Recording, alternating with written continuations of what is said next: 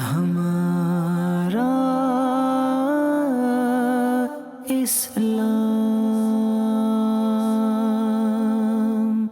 الحمدللہ رب العالمین والصلاة والسلام علی سید المرسلین، اما بعد فاعوذ باللہ من الشیطان الرجیم، بسم اللہ الرحمن الرحیم۔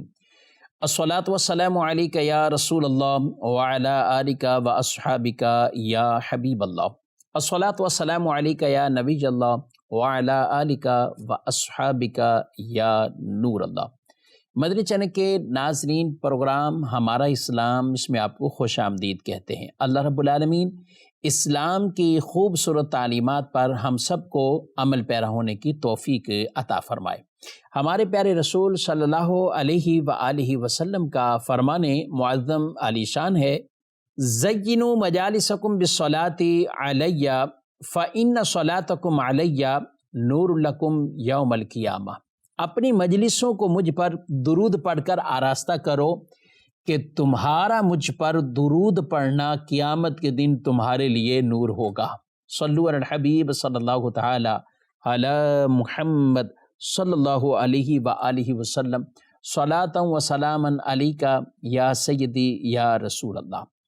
مدنی چینل کے ناظرین، اللہ رب العالمین نے اپنی عبادت کے لیے یہ انسان کو تخلیق کیا اور اسے پیدا فرمایا۔ وَمَا خَلَقْتُ الْجِنَّ وَالْإِنسَ إِلَّا لِيَعْبُدُونَ۔ خود ارشاد فرماتا ہے، میں نے جنوں اور انسانوں کو پیدا نہیں کیا مگر یہ کہ وہ عبادت کریں، اللہ کی عبادت کریں۔ اور اس عبادت کے لیے بطور خاص جو عبادت گاہیں بنائی جاتی ہیں جنہیں مساجد کہا جاتا ہے۔ قرآن پاک میں مساجد بنانے کے حوالے سے باقاعدہ آیات مبارکہ ان کا نزول ہوا۔ رسول اللہ صلی اللہ تعالی علیہ وآلہ وسلم کی زندگی کو اگر ہم دیکھیں تو آپ بھی گویا کہ جہاں جہاں جاتے تھے تو وہاں مسجد کے قیام کے لیے اہتمام فرماتے تھے۔ ہم مکی زندگی دیکھیں تو مکے میں اس وقت کے جو حالات تھے، جو معاملات تھے، کہ جس کی وجہ سے اعلانیہ عبادت کرنا بھی ایک مشکل ترین معاملہ تھا۔ لوگوں کو اپنے گھروں پر عبادت کے حکم ہوتے، اور یہی وجہ ہے کہ سری اور جہری نمازیں، یعنی ظہر اور عصر کی نماز جب ہم پڑھتے ہیں، اگرچہ امام کے پیچھے ہیں مگر اس کو آہستہ آواز سے سری قرات ہوتی ہے، کہ امام صاحب قرات کر رہے ہوتے ہیں بلند آواز سے نہیں بلکہ آہستہ آواز سے۔ مغرب، عشاء، فجر بلند آواز سے قرات کی جاتی ہے، امام صاحب بلند آواز سے پڑھ رہے ہوتے ہیں، ہم سن رہے ہوتے ہیں۔ اس کی وجہ کیا ہے؟ وہ وجہ یہی ہے کہ مکی زندگی میں جب یہ نمازیں پڑھی جا رہی تھیں، دن کے وقت کفار گلی محلوں میں وہ گھوم رہے ہوتے تھے، اور اس دوران اگر کہیں سے انہیں قرآن پڑھنے کی آواز آتی تو وہ ان کو تکلیف پہنچاتے، گھر والوں کو تکلیف پہنچاتے، پڑھنے والے کو تکلیف پہنچاتے۔ تو یوں اس وقت یہ حکم نبی صلی اللہ تعالیٰ علیہ وآلہ وسلم نے یہ حکم ارشاد فرما دیا کہ آہستہ سری طور پر اس انداز سے پڑھیں، اسی انداز سے نمازیں ہونے لگی۔ اچھا، مغرب کا جو وقت ہوتا تھا تو کفار اپنے کھانے پینے اور اس میں لگ جاتے تھے۔ عشاء کی نماز اس وقت تک وہ سب سو جاتے تھے، فجر کی نماز میں بھی سوئے پڑے، اوندھے پڑے ہوئے، تو اس لیے ان سے تکلیف کا خطرہ وہ نہیں تھا، اور تکلیف کا خطرہ کم ہو گیا تو یہ 3 نمازوں میں فرمایا بلند آواز سے پڑھو، تو قرات بلند آواز سے ہوتی، مغرب میں بھی، عشاء میں بھی، فجر میں بھی۔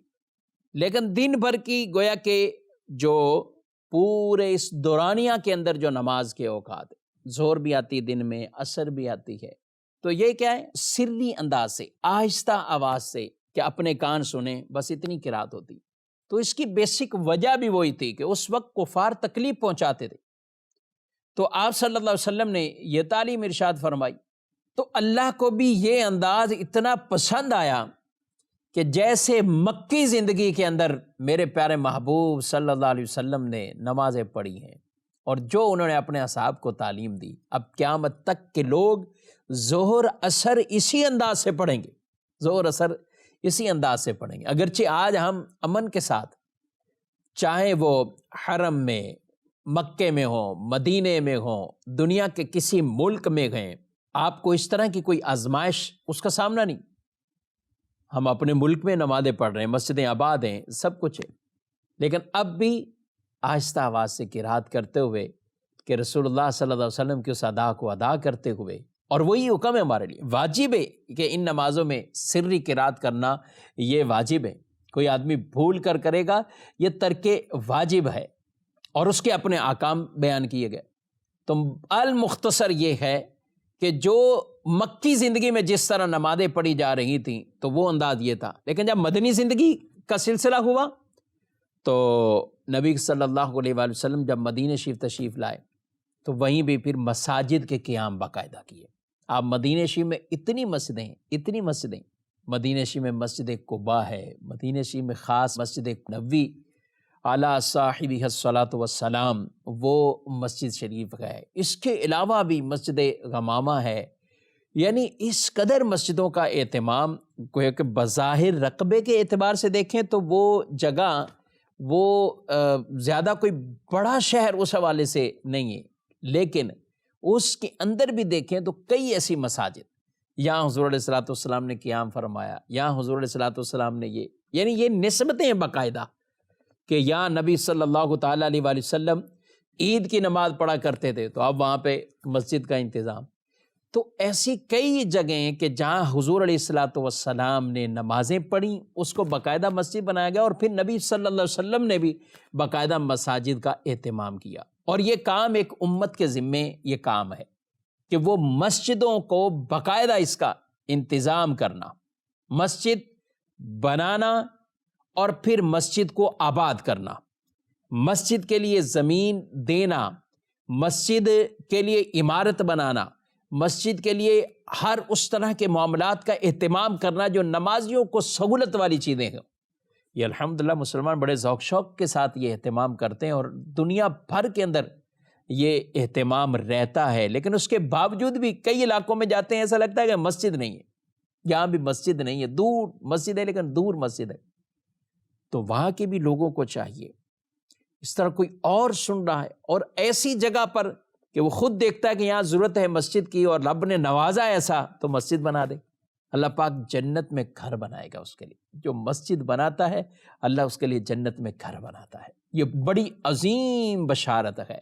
بلکہ یہاں تک روایت میں فرمایا گیا کہ گھونسلے جتنی، بظاہر اتنی مسجد نہیں ہوتی لیکن ایک تشبیہ دی گئی کہ گھونسلے جتنی بھی کسی نے اگر مسجد بنائی ہے اللہ اس کے لیے بھی جنت میں گھر بنا دے گا۔ تو کوشش یہی ہونی چاہیے کہ جہاں ضرورت ہے بالخصوص ان علاقوں میں مسجدوں کا قیام۔ اچھا، مسجدیں بنتی ہیں یہ بھی مسلمانوں کا کام الحمدللہ، اور یہ کام سر انجام دے رہے ہیں اچھے طریقے سے، مزید کوششیں کرنی چاہیے۔ پھر دوسرا کام مسجد کے آباد کاری کا ہے۔ مسجدیں، بڑی بڑی بلڈنگیں، عمارت صرف اسی چیز کا نام نہیں، بلکہ اب اسے آباد کرنا بھی ہے،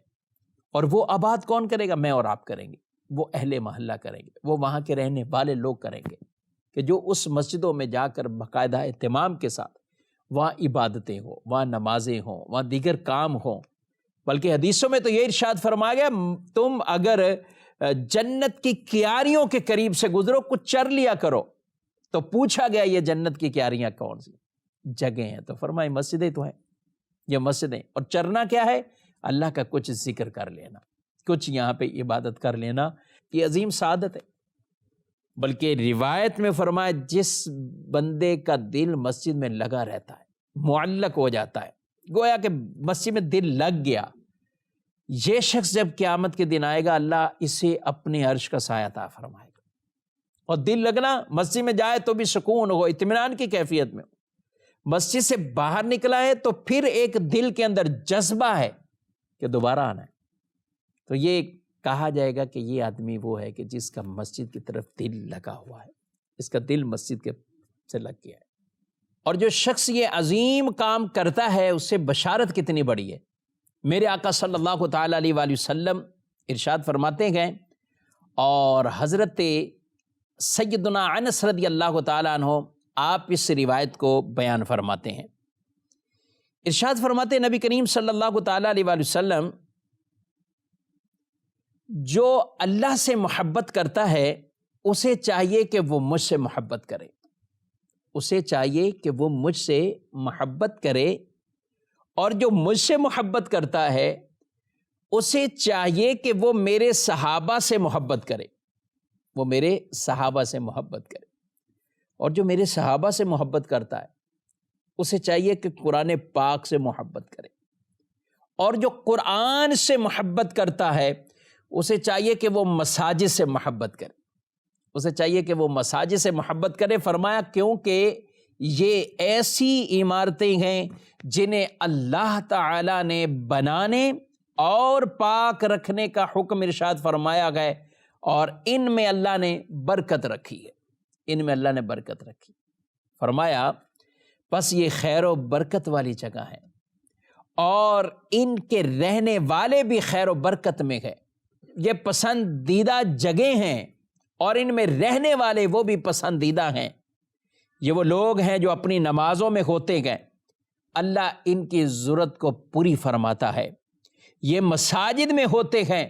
اللہ ان کو ان کے مقاصد میں کامیابی عطا فرما دیتا ہے، ان کے مقاصد میں کامیابی عطا فرماتا ہے۔ سبحان اللہ۔ میں اور آپ سب کہتے ہیں اللہ سے ہی محبت کرتے ہیں، نبی صلی اللہ علیہ وسلم سے ہی محبت کرتے ہیں، صحابہ سے ہی محبت کرتے ہیں، قرآن سے ہی محبت، ایک ترتیب گویا کہ یہ بیان کر دی۔ اللہ سے محبت کرتے ہو، فرمایا مجھ سے محبت کریں، مجھ سے کرتے ہو میرے صحابہ سے کرو، میرے صحابہ سے کرتے ہو قرآن سے کرو، یعنی ایک کی محبت دوسری محبت پر موقوف فرمائی۔ اس لیے ایک اور روایت میں ارشاد فرمایا نبی صلی اللہ علیہ وآلہ وسلم نے کہ اللہ سے محبت کرو، اس لیے کہ اللہ نے تمہیں نعمتوں سے نوازا ہے، اور اللہ کی محبت کی وجہ سے فرمایا مجھ سے محبت کرو، اور میری محبت کی وجہ سے میری آل سے محبت کرو۔ تو یہ وہ ہے کہ جو ایک محبت دوسرے پر موقوف فرمائی گئی ہے۔ تو آج ہم دیکھ لیں ہماری مساجد کے ساتھ کس قدر محبت ہے۔ مساجد کو آباد کرنے والے، فرمایا اللہ ان کے مقاصد میں انہیں کامیابی عطا فرما دیتا ہے۔ اور ایک روایت میں یہ بھی ارشاد فرمایا ہے کہ جس کو دعا مانگنے سے قرآن کی تلاوت روکے رکھے، یعنی قرآن اتنا پڑھتا ہے، اتنا پڑھتا ہے، اتنا پڑھتا ہے کہ قرآن کے پڑھنے نے، قرآن میں مشغول ہونے میں وہ دعا سے رکا ہوا ہے، ایسوں کی اللہ بن مانگے حاجتیں پوری فرماتا ہے، بن مانگے حاجتیں پوری فرماتا ہے۔ اور ایک روایت میں رسول اللہ صلی اللہ علیہ وآلہ وسلم فرماتے ہیں بے شک اللہ کے گھروں کو آباد کرنے والے ہی اللہ والے ہیں، اللہ والے وہ جو اللہ کے گھروں کو آباد کرتے ہیں۔ دوسری روایت میں ارشاد فرمایا جو مسجد سے محبت کرتا ہے اللہ اسے اپنا محبوب بنا لیتا ہے، اللہ اسے اپنا محبوب بنا لیتا ہے۔ ایک روایت میں ارشاد فرمایا جب کوئی بندہ ذکر یا نماز کے لیے مسجد کو ٹھکانہ بناتا ہے تو اللہ اس کی طرف نظر رحمت فرماتا ہے، اور ایسا اس سے خوش ہوتا ہے جیسے تم میں سے کسی کا کوئی آدمی غائب ہو جائے، کوئی دور چلا گیا اور وہ واپسی آتا ہے، گھر والے جتنا خوش ہوتے ہیں ایسے ہی اللہ اس بندے سے خوش ہوتا ہے جو مسجد کو ذکر اور نماز کے لیے ٹھکانہ بنا دیتا ہے۔ اسلام کے کلیں ہیں یہ مسجدیں، مسجدوں سے دل لگانا، مسجد کو آباد کرنا، مسجد سے محبت کرنا، یہ گویا کہ ایک مومن کی علامت اور نشانی ہے، اور یہ ہر مسلمان کے اندر یہ جذبات ہونے چاہیے۔ اور الحمدللہ مسلمانوں میں عملی طور پر بھی اس کے جذبات ہوتے ہیں کہ مسجدوں بنانے میں بھی اس کو آباد کرنے کے، اور نہیں ہے تو یہ ہونے چاہیے جذبات۔ ہم کتابوں میں واقعہ وہ پڑھتے ہیں کہ کچھ بنی سلمہ کے لوگ، مسلم شریف کی حدیث ہے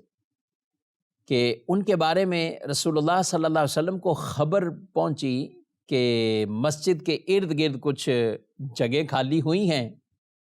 وہ ان کو خریدنے کے لیے پہنچ گئے، ان کو گھر بنانے کے لیے، اور مقصد یہی تھا کہ مسجد سے قریب ہو جائیں گے۔ تو آپ صلی اللہ علیہ وآلہ وسلم نے انہیں فرمایا کہ مجھے خبر پہنچی تم مسجد کے قریب آنا چاہتے ہو۔ عرض کی کہ ارادہ تو یہی ہے۔ فرمایا بنی سلمہ اپنے گھروں میں رہو، تمہارے قدم لکھے جائیں گے، یعنی جو قدم تمہارے یہ چل کر آتے ہیں یہ بھی لکھے جاتے ہیں، تم اپنے گھروں میں ہی رہو، وہیں رہو۔ تو فرمایا انہوں نے پھر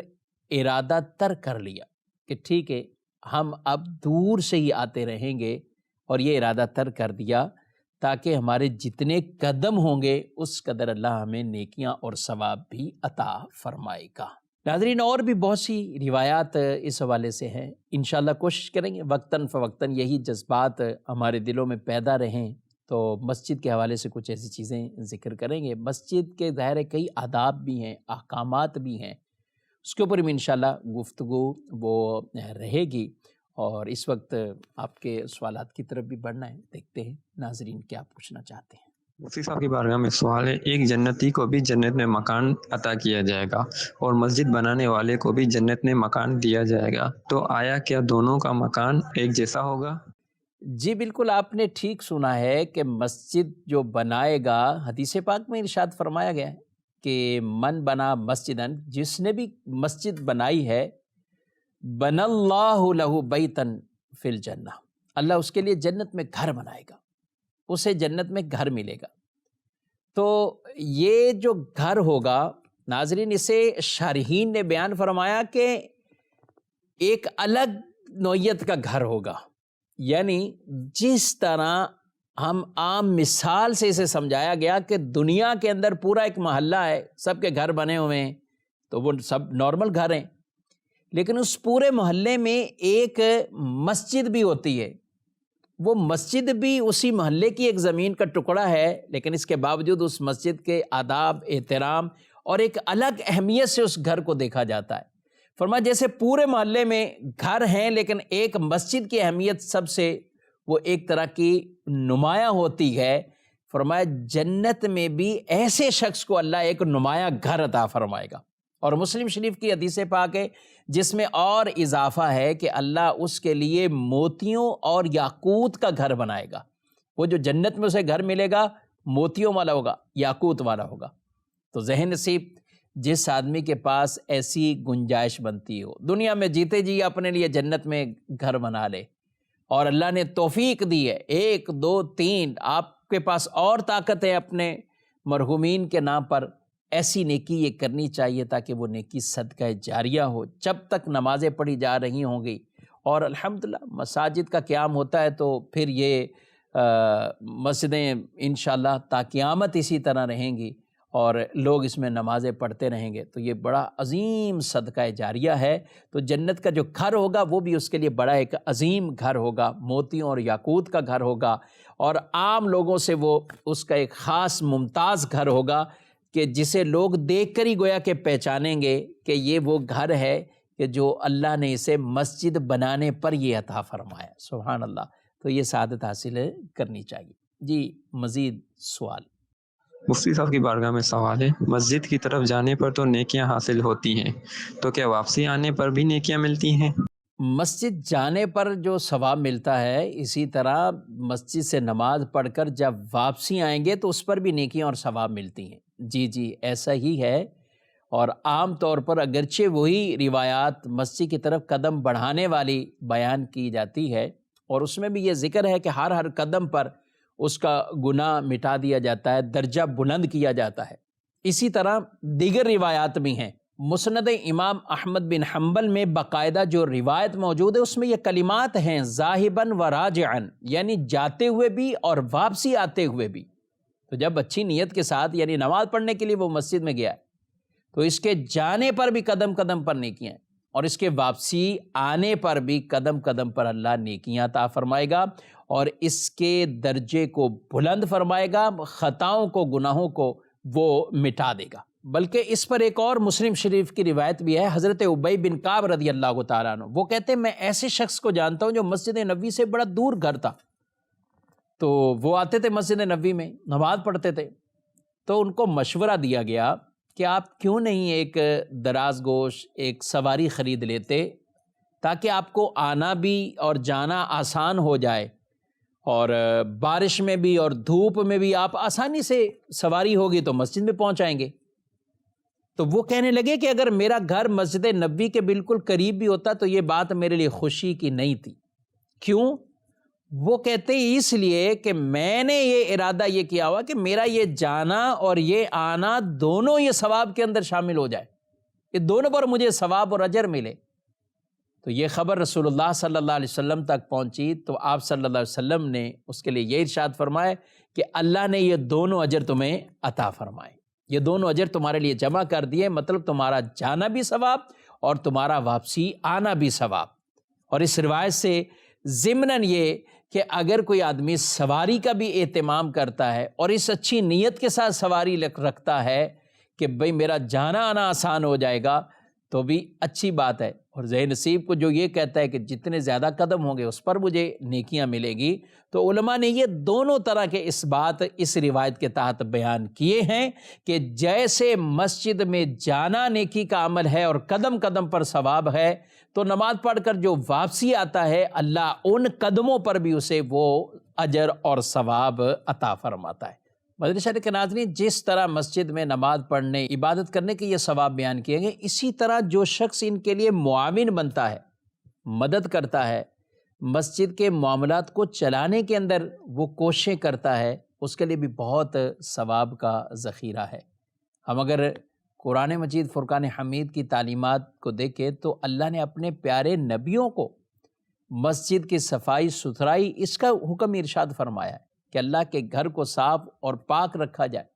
نماز پڑھنے والوں، طواف کرنے والوں کے لیے۔ اسی طریقے سے یہ عید مسلم سب کی ذمہ داری ہے، ہر طرح کی گندگی، غلاظت سے،